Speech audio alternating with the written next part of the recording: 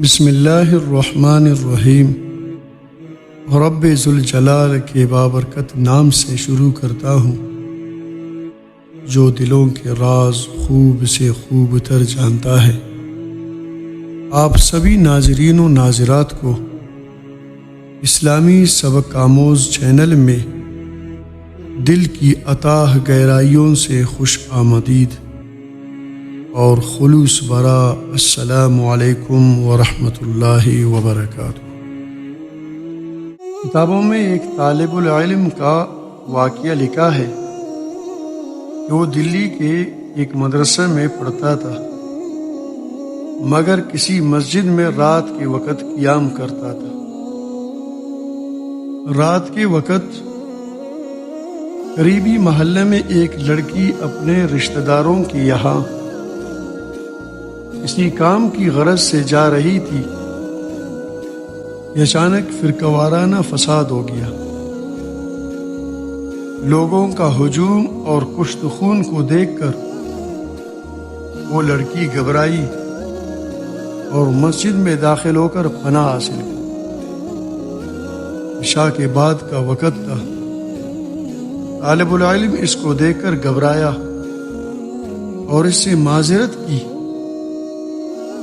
کہ آپ کا یہاں ٹھہرنا مناسب نہیں، لوگ دیکھیں گے تو میری ذلت ہوگی، مجھے مسجد سے بھی نکال باہر کر دیں گے، میری تعلیم کا بھی نقصان ہوگا۔ لڑکی نے کہا کہ باہر جو ہنگامہ ہو رہا ہے وہ آپ سے مخفی نہیں، باہر نکلنے میں میری جان کا بھی خطرہ ہے اور عزت و ناموس کا بھی خطرہ ہے۔ مسجد میرے اللہ کا گھر ہے، مجھے یہاں امان نہ ملی تو کہاں ملے گی؟ طالب العلم لاجواب ہو کر کہنے لگا کہ چلو ایک کونے میں بیٹھ جاؤ۔ کمرہ چونکہ انتہائی چھوٹا تھا، لہذا طالب العلم دوسرے کونے میں بیٹھ کر مطالعے میں مشغول ہو گیا۔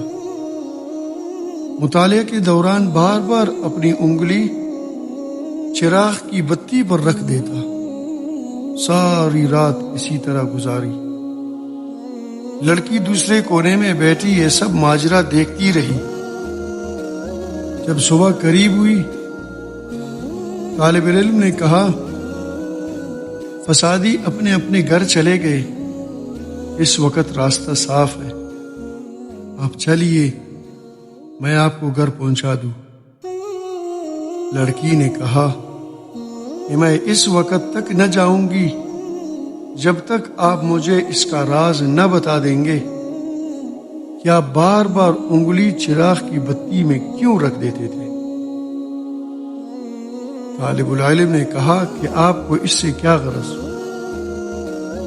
لڑکی نے جب اصرار کیا، طالب العلم نے بتایا کہ شیطان بار بار میرے دل میں وسوسے ڈال رہا تھا اور مجھے گناہ کی ترغیب دے رہا تھا۔ جب نفس کی خواہش بھڑکتی، میں اپنی انگلی چراغ کی لو سے جلاتا